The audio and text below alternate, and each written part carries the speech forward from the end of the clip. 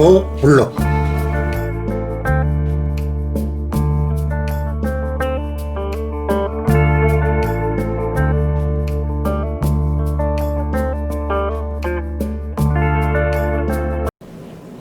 (1편) 백인들이 호주 시드니에 들어오다. 우주에서 우리들 조상들이 붉은 카누 대신 큰 돛담배를 타고 오신 것 같습니다. 우리들 조상이라니. 놀란 가디갈 주장 그램피 먼데네는 젊은이들의 말을 듣고 어리둥절하면서 17년 전쯤 겪었던 일을 떠올리고 아연했다. 그들은 우리 조상들이 아니다. 너희들은 어려서 생각이 잘 안 나겠지만 아주 흉악한 사람들이다. 얼마나 많은 사람들이 왔느냐. 여러 척의 배를 타고 온 사람들의 수가 1000명도 넘을 것 같습니다. 그렇게 많아? 내린 장소는 어디냐? 우리들이 낚시할 때 다니는 바이섬 근처입니다. 이들이 말하는 바이섬은 다링하바 앞바다에 있는 바위로 된 섬으로 백인들이 오기 전 카누를 타고 나가 고기를 잡던 낚시터로 후에 백인 중범자가 늘자 수상 감옥으로 개조하여 사용했던 곳이다. 추장은 가슴이 저려와 진정을 못하고 젊은이들이 보았다는 백인을 자세히 살피기 위해 젊은이들을 앞장세워 달려갔다. 언덕에 도착하여 백인들의 모습을 내려다보고 벌벌 떨며 주저앉고 말았다. 이를 어쩌면 좋습니까? 저 많은 사람들과 싸울 힘도 없고 전쟁 경험이 없는 저희들은 이제 죽은 것과 다름이 없습니다. 토템 부적을 만지면서 울부짖었다. 자기가 거느리고 있는 부적의 숫자는 어린애까지 합쳐서 500명도 안 되므로 저들과 맞서서 싸운다는 것은 자멸하는 일이라는 것을 잘 알고 있는 추장은 발만 동동 구르고 있었다. 그리고 17년 전 그들이 쏜 총에 다리를 맞아 아직도 잘 걷지 못하고 있는 부족 용사의 모습을 떠올렸다. 그때도 이와 비슷한 말을 듣고 용사들을 데리고 보타니 쪽으로 가보니 흰 얼굴에 노랑 머리를 한 아주 키가 큰 사람들이 모여서 주위를 살피고 있는 모습이 보였다. 원주민들의 말은 부족에 따라 서로 다르지만 그래도 대강 알아들 수 있어 의사소통에 문제가 없었는데 처음 들어본 말소리에 놀라 숲속에 몸을 숨기고 살펴보면서 할아버지로부터 전해 들은 조상 얘기를 떠올렸었다. 문자가 없었던 이들은 저녁이면 모닥불 앞에 모여 앉아 지난 얘기와 앞으로 할 얘기를 주고받으며 긴 세월의 흐름을 이어가고 있는 얘기 중 꼭 빠지지 않고 전해오는 얘기가 우주에서 빨간 카누를 타고 온 첫 번째 조상 얘기였으므로 앞에 보이는 백인들의 모습이 전해오는 조상들의 모습과 흡사하다는 생각을 안 할 수가 없었다.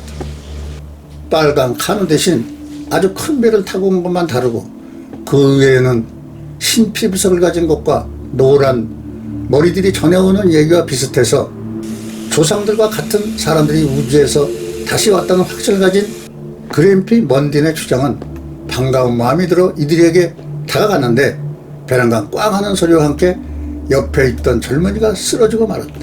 쓰러진 젊은이는 피를 흘리며 아픈 고통을 호소하고 있었다.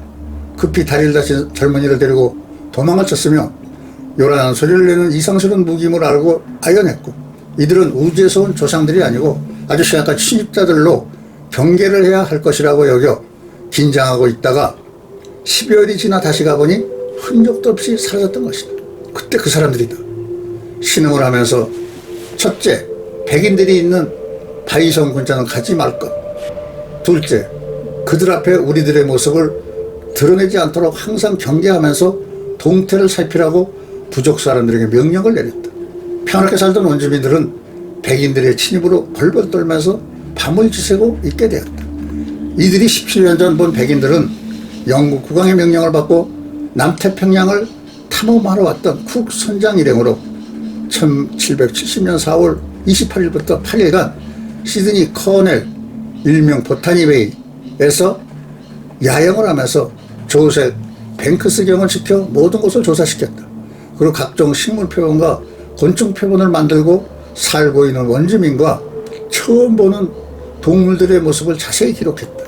기록 내용을 보면 바다에는 원주민들이 낚시하는 조그만 카누가 보였다. 거대한 우리 배 엔다비 빗새를 보고 놀라 원주민들 50여 명은 숲속으로 숨었다. 그리고 우리가 배에 내려 15분 후쯤 바위 위에 원주민 무사로 보이는 2명이 창과 뾰족한 무기로 우리를 위협하고 던졌으나 아무 피해도 없었다. 우리 군이 쏜 총을 맞아 다리를 다친 그들은 도망쳐 버렸다. 그 후 아무 반응도 없이 원주민들은 전혀 우리를 의식하지 않고 일상생활을 하고 있었다. 그리고 두 자리로 뛰어다니는 짐승을 보았는데 그 이름을 알아보지 못했으며 사람의 말을 흉내내는 새를 보았다. 이 사실을 영국 황실에 보고했으나 불모지로 낙인 찍혀 황실은 물론 귀족들의 관심이 벗어나 잊혀지고 있다가 캡틴 쿡이 호주를 다녀간 지 10년 후 미국이 독립전쟁을 일으켰고 이 전쟁에서 영국이 패하여 죄인 유배지를 잃게 되자 영국의 항해사 제임스 쿡 선장이 뉴사우스 웨일스라고 명명하고 그가 잠시 머문 곳을 보타니 베이라고 이름 붙였던 곳을 제임스 쿡 선장과 함께 여행한 박물학자 겸 자연주의자 조셉 뱅크스는 영국의 강한 형별 시스템으로 인해 급증하는 죄수 문제를 완화할 수 있는 좋은 장소로 보타니 베이를 식민지로 만들 것을 제안했던 것이다. 이로 인해 17년 후 영국 정부는 아서 필립 선장에게 11척의 함대와 죄수를 뉴사우스웨일스로 항해할 것을 명령했고 1787년 5월 13일에 20명의 정부 관계자, 210명의 선원, 233명의 선인, 206명의 병사들과 그들의 가족 46명 그리고 759명의 죄수 총 1487명과 함께 영국 북동부에 위치한 포츠모스에서 긴 항해를 시작했다. 그 11척의 중 가장 큰 두 배의 이름은 시리우스와 서플라이스이고 죄수를 수송한 6척의 배는 알렉산더, 샬롯, 프렌드십, 레이드 펜린, 프린스 오브 웨일스 및 스카버리니며 세 척의 공급선은 보로테일, 피시번 그리고 골든 그로브가 있으며 이 공급선은 음식을 수송하는 데 특히 소금에 절인 고기, 밀가루뿐 아니라 죄수들이 정착할 수 있도록 각종 채소씨와 가축도 포함되어 있었다. 1788년 1월 18일에 아서 필립 선장 일행은 캡틴 쿡 선장이 야행했던 보타니 베이에 도착했지만 이곳은 비좁고 식수가 부족해 많은 인원이 정착하기에 적당한 곳이 아님을 알고 실망했다. 그래서 그들은 정착하기에 적당한 장소를 다시 찾기 위해 몇 마일을 되돌아 북쪽으로 항해했는데 분지처럼 아늑한 만을 발견하였으며 배를 정박하는 데 있어서 안전한 곳이라고 여겨 더 자세히 살피다 해안으로부터 가까운 포토 잭슨을 발견했다. 그것은 아름다운 경치뿐 아니라 깨끗한 작은 시냇물이 바다로 흐르고 있어 식수도 해결되었다.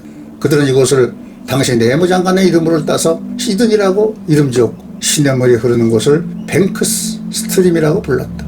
필립 선장 일행은 영국 깃발을 세우고 축배를 둔 후 영국과 아일랜드의 킹 조지 3세 왕의 이름으로 발표하고 공식적으로 뉴사우스웨일스를 새로운 영국 식민지로 1788년 1월 26일에 선포했다. 이날을 호주는 영국 국경일로 정하고 매년 성대한 행사를 하고 있다.